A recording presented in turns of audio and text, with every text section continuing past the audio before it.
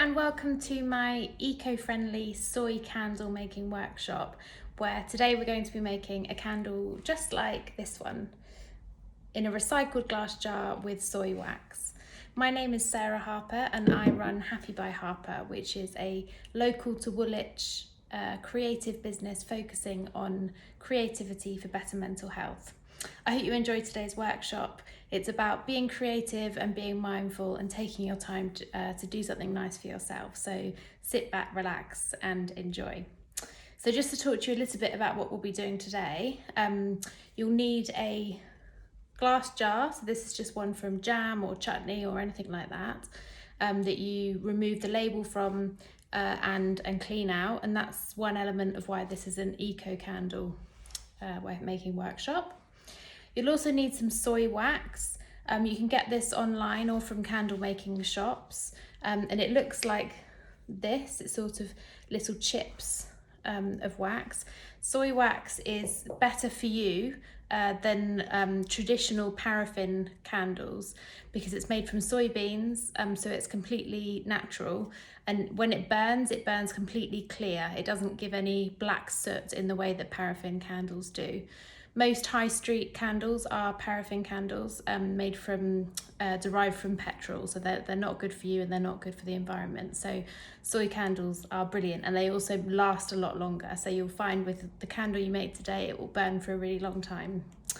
Without further ado, let's get started on making the candle. So in terms of materials, like I said, I've got a recycled jar. I've got an old tin can from baked beans or soup, cleaned and filled with wax, and what I've done is I've melted wax like this in a saucepan full of hot water, like a bain-marie style, so no water gets into the wax but the water is surrounding the tin to heat it up. And when it's completely melted, you'll have a tin of wax just like this one that's completely clear. You will need more wax than what you can see here in the unmelted version because as it melts, the wax condenses.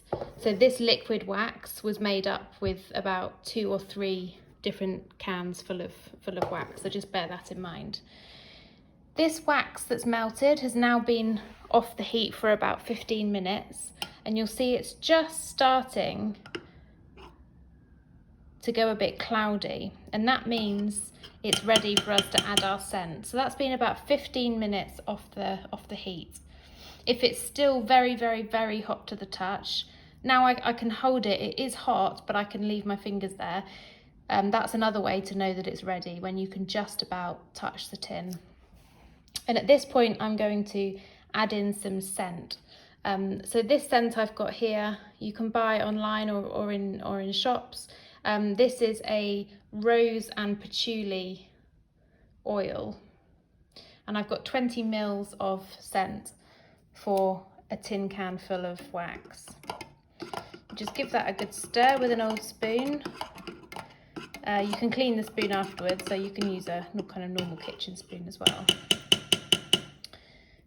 And you'll see that that's gone nice and cloudy now, so it's very nearly ready to pour.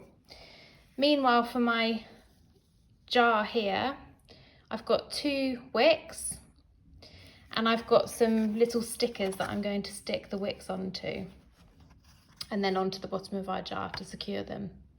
I'm going to do that now. Okay, so I've now attached my wicks to the bottom of the jar with these wick stickers. I'm using 2 wicks. You can use 1 if you want, but for this size jar I'd normally use 2 to make sure it burns nice and evenly. I've made sure they're stuck really well to the bottom of the jar, just prodding them with the end of a spoon.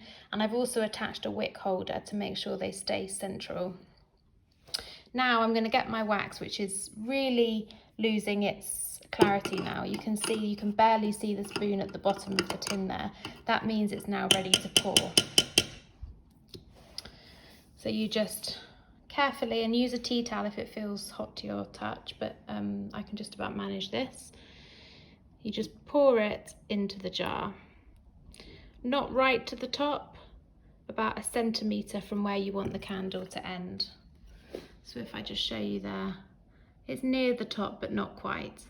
We're now going to leave this to set for about half an hour. So I've now waited for about half an hour for the candle to set. You can see that the wax has gone completely white. and when I touch the top, it doesn't give way. So it might take half an hour, depending on how hot your room is. It might take a bit less or a bit more, but you want it to look like this. Don't worry if you've got any kind of mottling on top or even a sinkhole in the middle. That often happens with the first pouring, and that's why we do a double pouring, to make sure that the top of your candle is completely flat and smooth.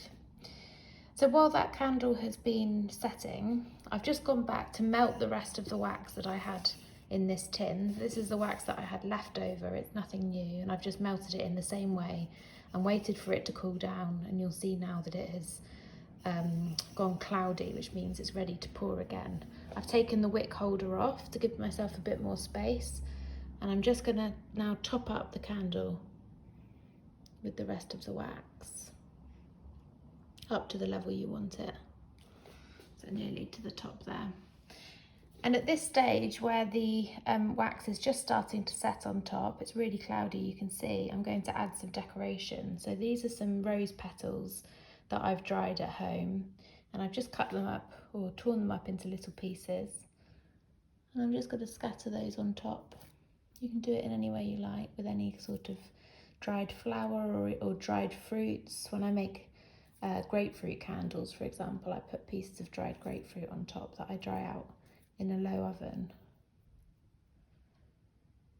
You can put them any way you like, just make sure they're not too close to the wicks, because that will mean that they might set fire when you burn the candle. I think that's done. So that's the end of the process. You should now have a lovely candle. Wait 48 hours before burning it, just to make sure that the oils have settled in properly. It's called the curing process of the candle. And then enjoy. If you would like to make your own candle, I sell kits on my Etsy page and my Instagram page. So please have a look at Happy by Harper on Etsy and Instagram, and you will get a box with everything you need, everything that you've seen today during this video, delivered to you to make your own scented candle in a scent of your choice. I hope you enjoyed the workshop, and thank you very much.